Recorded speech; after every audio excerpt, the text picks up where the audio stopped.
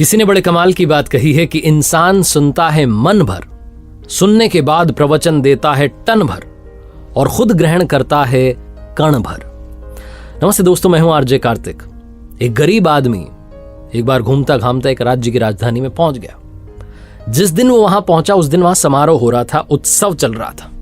उसने पूछा लोगों से कि भाई यहाँ क्या चल रहा है, तो एक ने बताया कि यहाँ पर हस्ती पटबंधन समारोह चल रहा है। इसने पूछा भाई क्या होता है इसमें, तो इसे बताया गया कि यहाँ पर क्या होगा, अभी थोड़ी देर में शाही हाथी आएगा और इस रास्ते से गुजरेगा। उसकी सूंड में एक माला होगी, उसने वो माला जिस व्यक्ति को पहना दी उसे इस राज्य का राजा अगले 5 साल के लिए बना दिया जाएगा। जहां इस व्यक्ति ने बात सुनी, गरीब आदमी ने उसने कहा अपन भी खड़े हो जाते हैं लाइन में, क्या पता अपनी किस्मत चमक जाए और शायद आज मेरा दिन है कि मैं घूमते घामते यहां पहुंच गया हूं। ये भी खड़ा हो गया लाइन में। जैसे ही वो हाथी आया, शायद उस दिन प्रभु को यही मंजूर था, यही कृपा थी। वो हाथी आया, उसकी सूंड में माला थी, उसने वो माला इस गरीब आदमी को पहना दी और जैसे ही इसके गले में माला डली, लोग जयकारे लगाने लगे कि क्या बात है, मैं अपना अगला राजा मिल चुका है। राजपुरोहित ने इसे बुलाया, इसका तिलक किया और कहा अब आप सुन लीजिए शर्तें। तो इसने सोचा शर्तें भी है, तो इसने कहा बताइए क्या बात है। तो राजपुरोहित ने कहा कि आपको अगले 5 साल के लिए इस राज्य का राजा बनाया जा रहा है, लेकिन 5 साल के बाद आपको ये राज्य छोड़ के जाना पड़ेगा, ये राजधानी छोड़ के जानी पड़ेगी। जंगल में एक नदी है जिसमें बड़े बड़े मगरमच्छ घड़ियाल हैं, वो उनसे मुकाबला करना होगा, अपनी ताकत दिखानी होगी। अगर आपने ताकत दिखा दी तो आप वो नदी पार करके जंगल में उस तरफ एक गांव है प्यारा सा सुंदर सा, वहां जाके अपना जीवन बिता सकते हैं। कुछ लोगों ने ऐसा किया है, कुछ लोग अपना जीवन गंवा चुके हैं। अब आप बताइए कि क्या आप 5 साल के लिए राजा बनने के लिए तैयार हैं? गरीब आदमी, इसके पास खोने के लिए कुछ नहीं, गंवाने के लिए कुछ नहीं। इसने अपने जीवन को सोचा, लाइफ को सोचा। इसने कहा सही है, 5 साल तो राजा रहेंगे, फिर कुछ डिसाइड कर लेंगे, कुछ ना कुछ तो होगा।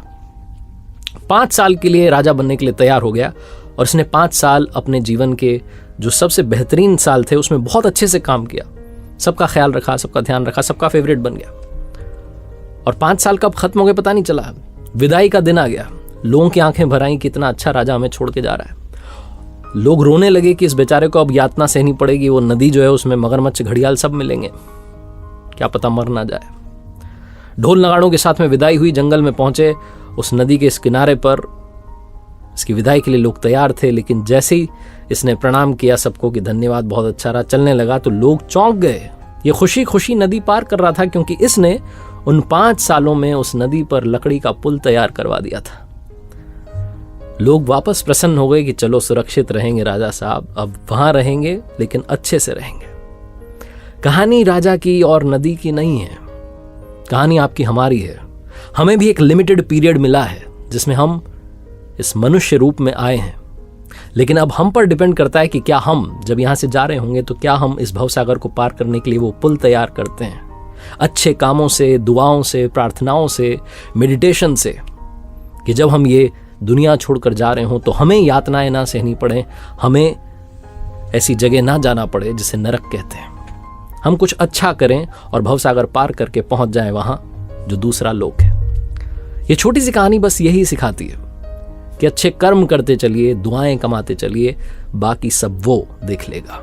एक बार फिर से वही बात कहूंगा जो अक्सर कहता हूं, अपनी सच्ची मेहनत, अपनी फैमिली के प्यार और ऊपर वाले के आशीर्वाद के साथ कर दिखाओ कुछ ऐसा कि दुनिया करना चाहे आपके जैसा। याद रखिए, हर सोमवार सुबह 9:30 बजे मेरे साथ देखिए एक नई कहानी और हर शुक्रवार सुबह 9:30 बजे मेरे साथ देखिए लर्निंग सीरीज का एक नया वीडियो।